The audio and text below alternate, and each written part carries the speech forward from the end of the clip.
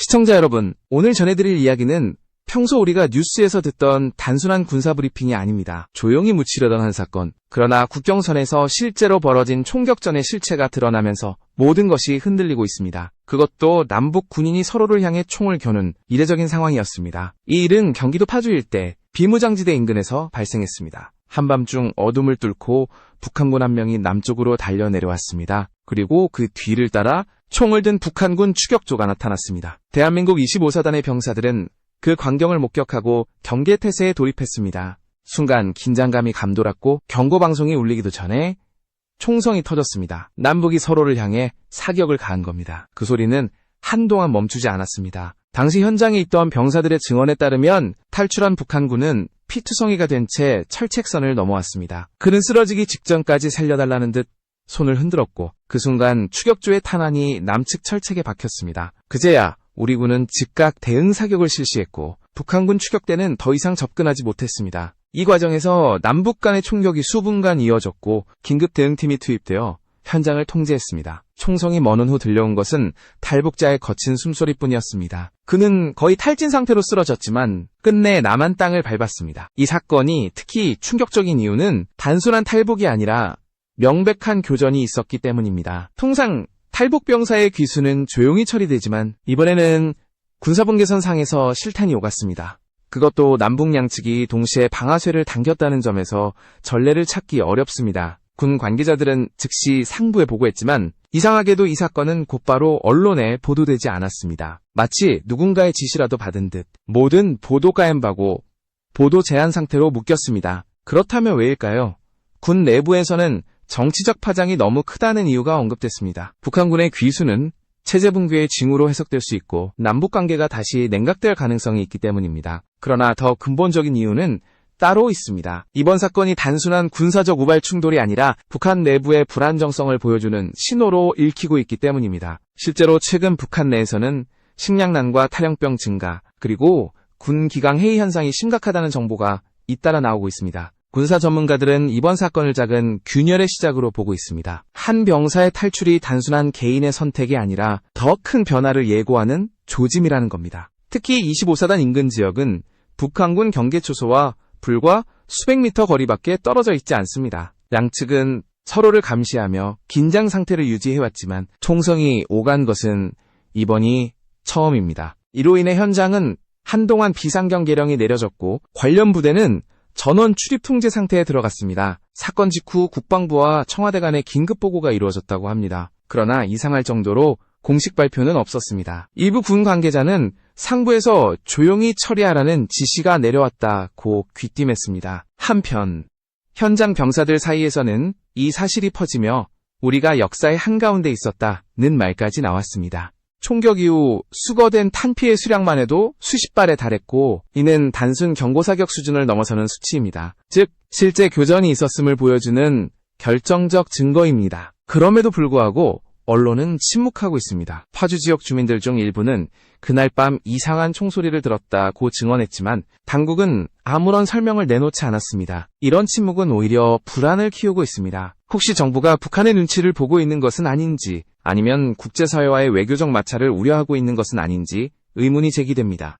하지만 한 가지 분명한 것은 있습니다. 탈출한 북한군 병사는 목숨을 걸고 자유를 향해 달려왔다는 사실입니다. 그는 단순히 남한으로 도망친 것이 아니라 억압의 체제에서 벗어나 인간다운 삶을 선택한 것입니다. 그리고 그 과정에서 남북이 다시 총부리를 겨누게 되었습니다. 이는 단순한 사건이 아니라 한반도 평화의 현실을 냉정하게 드러내는 장면이기도 합니다. 이제 우리는 묻지 않을 수 없습니다. 왜 이 사실이 감춰졌을까요? 그리고 앞으로 이런 사건이 또 발생한다면 우리는 어떤 선택을 해야 할까요? 사건은 이미 벌어졌고 진실은 곧 세상 밖으로 드러날 것입니다. 그날 밤 파주에서 울려 퍼진 총성은 단순한 소음이 아닙니다. 그것은 분단의 현실이 아직 끝나지 않았음을, 그리고 누군가는 여전히 목숨을 걸고 자유를 향해 달려오고 있음을 증명하는 경고음이었습니다. 그날 새벽 파주의 공기는 유난히 차가웠습니다. 25사단 경계초소에는 평소와 다름없이 교대 근무가 이어지고 있었고 철책선 너머는 어둠뿐이었습니다. 그런데 2시 13분경 감시장비에 이상한 움직임이 포착되었습니다. 사람의 형체로 보이는 열 신호가 남쪽으로 빠르게 이동하고 있었던 겁니다. 초소 병사는 즉각 상급 부대에 보고했고 경계 경보가 울렸습니다. 북측 방향에서 단독 이동체 확인, 경계 강화라는 무전이 퍼지며 주변 부대들이 일제히 긴장했습니다. 처음에는 멧돼지나 야생동물일 가능성도 제기됐습니다. 하지만 이동 속도가 일정했고 무엇보다도 군사분계선 쪽으로 곧장 향하고 있었습니다. 야간 투시경을 통해 확인한 병사는 놀라움을 감추지 못했습니다. 철조망 근처에서 누군가가 전속력으로 달려오고 있었던 겁니다. 그는 군복 차림이었고 손에는 아무 무기도 들려있지 않았습니다. 그의 뒤편에는 3에서 4명의 무장병력이 따라붙고 있었습니다. 그 순간 모든 것이 명확해졌습니다. 탈출입니다. 북한군 병사가 추격을 피해 남쪽으로 뛰어들고 있었던 겁니다. 우리 초소에서는 즉각 경고방송을 송출했습니다.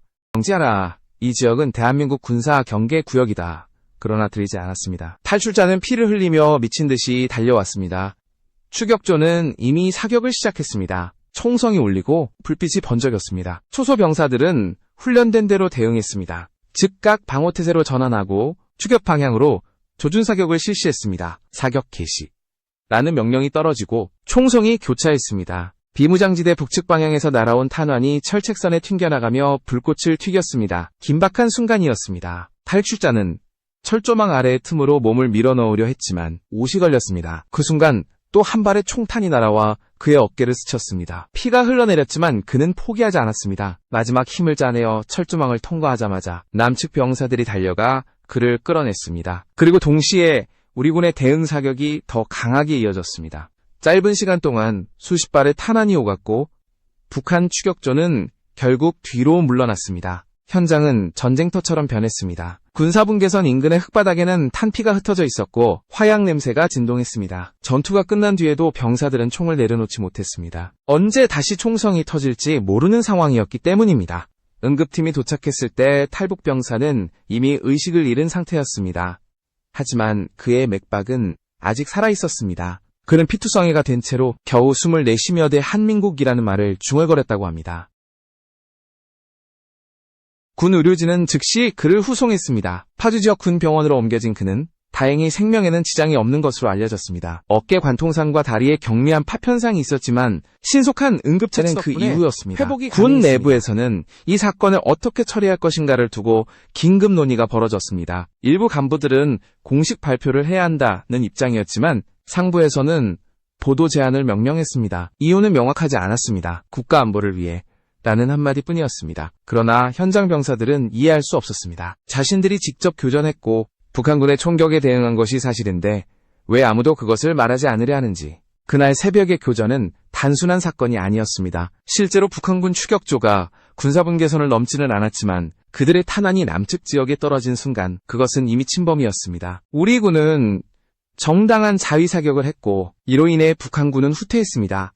하지만 그 과정에서 발생한 일련의 사실들이 모두 비공개로 묶였습니다. 사건 이후 현장에는 군 헌병대와 국정원 요원까지 투입되었습니다. 탈북 병사는 곧바로 격리조사에 들어갔고 그의 신원은 철저히 보호되고 있습니다. 알려진 바에 따르면 그는 20대 초반의 하사급 병사로 평안북도 지역의 전방부대에 소속돼 있었다고 합니다. 그는 조사의 첫마디에서 이렇게 말했다고 전해집니다. 더는 사람을 쏘고 싶지 않았습니다. 굶주림보다 무서운 건 명령이었습니다. 그 한마디는 모든 것을 설명했습니다. 그가 목숨을 걸고 철조망을 넘은 이유, 그리고 그를 쫓던 동료들이 왜 그렇게 맹렬히 사격했는지를. 북한군 내부의 공포정치와 잔혹한 지휘체계는 이미 수많은 병사들을 탈영의 길로 내몰고 있었습니다. 이번 사건은 그중 하나가 단지 남쪽까지 도달했을 뿐입니다.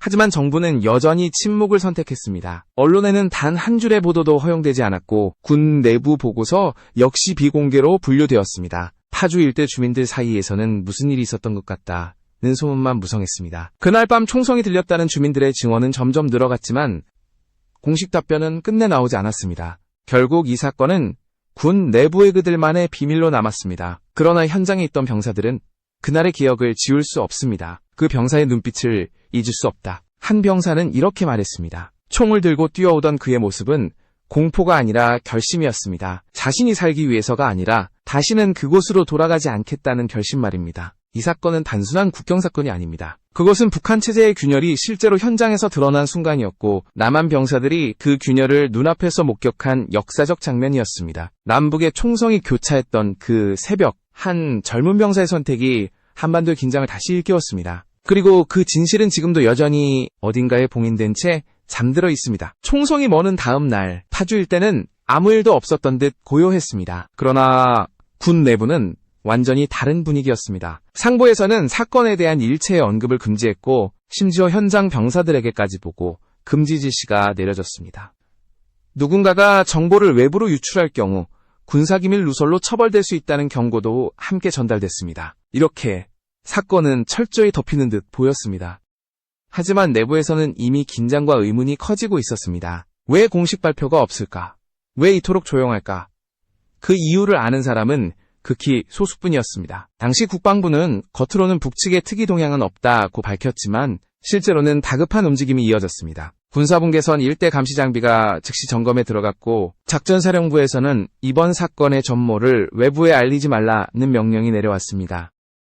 국방부 고위 관계자 한 명은 이번 사안이 공개되면 남북관계에 심각한 파장이 생길 수 있다고 말했습니다. 이는 단순히 외교적 부담 때문이 아니라 남한 내부 정치에도 불똥이 튈 수 있었기 때문입니다. 현재 정부는 남북 대화를 재개하려는 분위기를 조성하고 있었습니다. 그런데 이런 민감한 시점에 남북 간 총격전이 보도된다면 그 모든 계획이 물거품이 될 수 있었습니다. 게다가 북한 측이 해당 사건을 남한의 도발로 역이용할 가능성도 있었기에 당국은 언론 통제를 선택했습니다. 하지만 이 결정은 오히려 더 큰 의혹을 낳았습니다. 진실을 숨긴다는 것은 곧 국민의 알 권리를 막는 것이기 때문입니다. 정치권 일각에서는 정부가 북한의 심기를 지나치게 의식하고 있다는 비판이 나왔습니다. 특히 일부 보수 성향 의원들은 자국 병사들이 교전까지 벌였는데 그 사실조차 숨기는 것은 비겁한 처사라고 목소리를 높였습니다. 그러나 정부는 끝까지 공식 입장을 내지 않았습니다. 사건 발생 며칠 뒤 열린 국회 국방위원회 회의에서도 관련 질의는 비공개로 전환됐습니다. 단 한 줄의 회의록도 남지 않았습니다. 그럼에도 불구하고 군 내부에서는 점점 불만이 커졌습니다. 우리가 싸웠는데 그 사실이 사라졌다. 전우들이 위험을 무릅썼는데 아무도 인정하지 않는다. 병사들 사이에서는 이런 대화가 끊이지 않았습니다. 특히 현장에서 사격을 지휘했던 중대장은 사건 이후 정신적 충격으로 한동안 부대를 떠나 있었다고 합니다. 그에게는 공로 대신 침묵이 주어졌습니다. 이 모든 상황은 한 가지 사실을 보여줍니다. 남북관계가 얼마나 정치적 이해관계에 얽혀 있는지를. 단 한 명의 북한군 병사가 탈출한 사건조차 정부의 입장에 따라 보도가 될 수도 사라질 수도 있다는 현실 말입니다. 결국 안보 문제마저 정치의 영역에 들어와 버린 것입니다. 그렇다면 북한은 이 사건을 어떻게 인식했을까요? 탈북자가 남측으로 넘어간 사실을 북한 당국이 모를 게 없었습니다. 그러나 이상하게도 북한 매체들은 아무런 반응을 내놓지 않았습니다. 오히려 평소보다 더 조용했습니다. 일부 전문가들은 이를 두고 북한 내부에서 체제 동요를 인정하기 싫었기 때문이라고 분석했습니다. 실제로 북한은 그동안 탈영이나 귀순 사건이 발생할 때마다 하나만의 유인 공작이라며 선전했지만 이번에는 아무 말도 하지 않았습니다. 이 침묵은 오히려 불안의 신호였습니다. 북한 내부 정보에 정통한 탈북자 출신 인사들은 북한 군 내부에 불만이 누적되고 있다며 상부는 이를 통제할 방법을 찾지 못하고 있다고 전했습니다. 특히 젊은 병사들 사이에서는 남쪽으로 가면 살 수 있다는 이야기가 은밀히 퍼지고 있다고 합니다. 이번 사건은 그 불안이 현실로 드러난 첫 사례였을지도 모릅니다. 국제사회에서도 미묘한 반응이 나타났습니다. 미국과 일본의 군사정보 채널은 이미 이 교전 사실을 파악한 것으로 알려졌습니다. 하지만 그들 역시 한국 정부 언론 비공개 방침을 존중하며 공식 입장을 내지 않았습니다. 워싱턴의 한 외교 소식통은 이번 사건이 공개되면 북한이 강하게 반발할 것이고 한반도 긴장이 다시 고조될 가능성이 크다며 한국 정부가 조용히 수습하려는 이유를 이해한다고 밝혔습니다. 그러나 국민들은 이해하지 못했습니다. 이미 일부 온라인 커뮤니티와 지역 주민 SNS를 통해 파주 총성 사건이 퍼져나갔고 군의 침묵은 오히려 신뢰를 흔들었습니다. 사람들은 물었습니다. 우리가 들은 총소리는 환청이었나? 자유를 향해 달려온 사람은 지금 어디에 있나? 정부가 대답하지 않을수록 의혹은 더 커졌습니다. 결국 일부 독립언론과 유튜브 채널들이 이 사건을 폭로하기 시작했습니다. 그들은 군 내부 제보를 토대로 사건의 개요를 재구성하며 이것은 단순한 귀순이 아니라 실제 교전이었다고 주장했습니다. 그중 한 채널은 현장 병사들의 증언을 확보했다고 밝혔습니다. 북한군이 먼저 사격을 개시했고 우리 측은 이에 대응했다. 명백한 방어 사격이었다.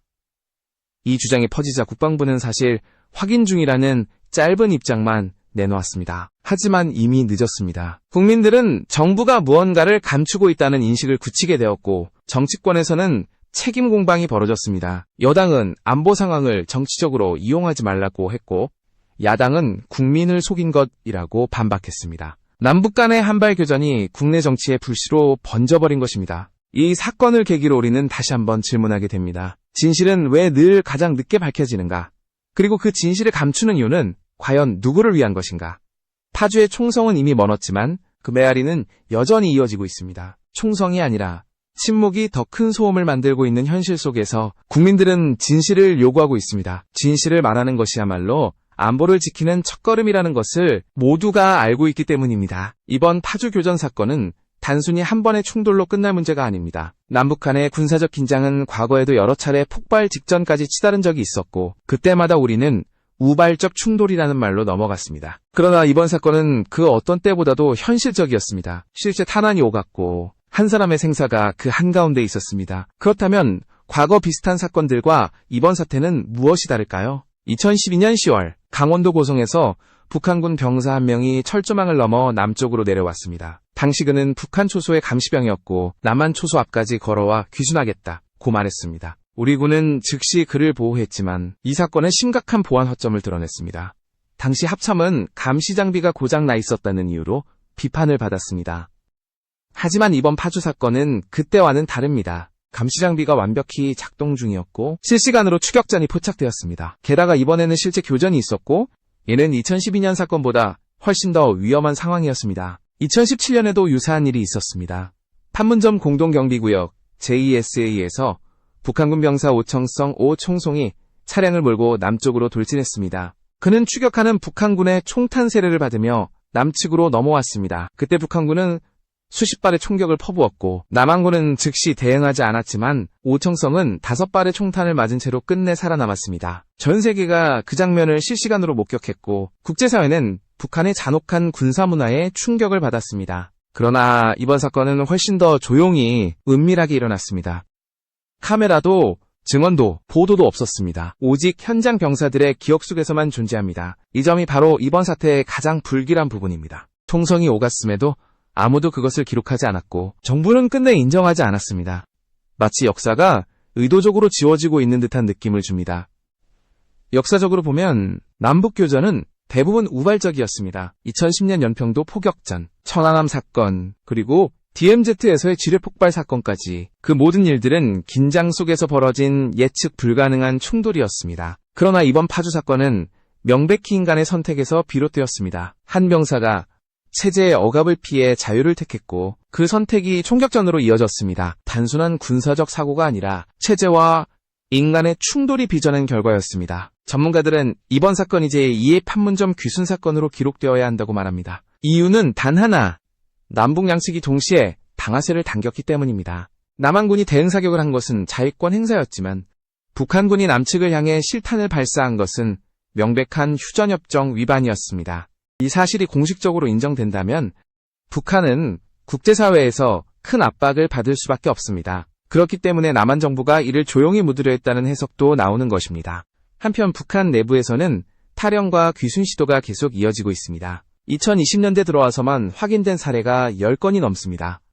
대부분은 식량난과 인권 탄압 때문이었습니다.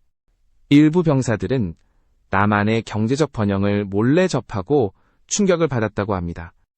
인터넷 차단에도 불구하고 남한의 현실이 전파되고 있는 것입니다. 이런 배경 속에서 발생한 파주 사건은 단순한 국경 사건이 아니라 체제의 균열의 증거로 해석됩니다. 또 다른 차이는 현장 지휘 체계입니다. 과거에는 귀순자 발생 시 자동으로 경고방송 제압 보호 순서가 진행되었지만 이번에는 사격 응전 구출이었습니다. 즉 규정상 대응 절차가 아니라 실전 대응이었습니다. 현장 지휘관이 즉시 판단하지 않았다면 탈북 병사는 생명을 잃었을지도 모릅니다. 이는 우리 군의 신속한 판단이 얼마나 중요한지를 보여주는 동시에 그만큼 긴장된 상황이었음을 증명합니다. 과거 사건들이 대부분 훈훈한 귀순담으로 마무리된 반면 이번 사건은 아직 결말이 없습니다. 그 병사는 어디 있을까요?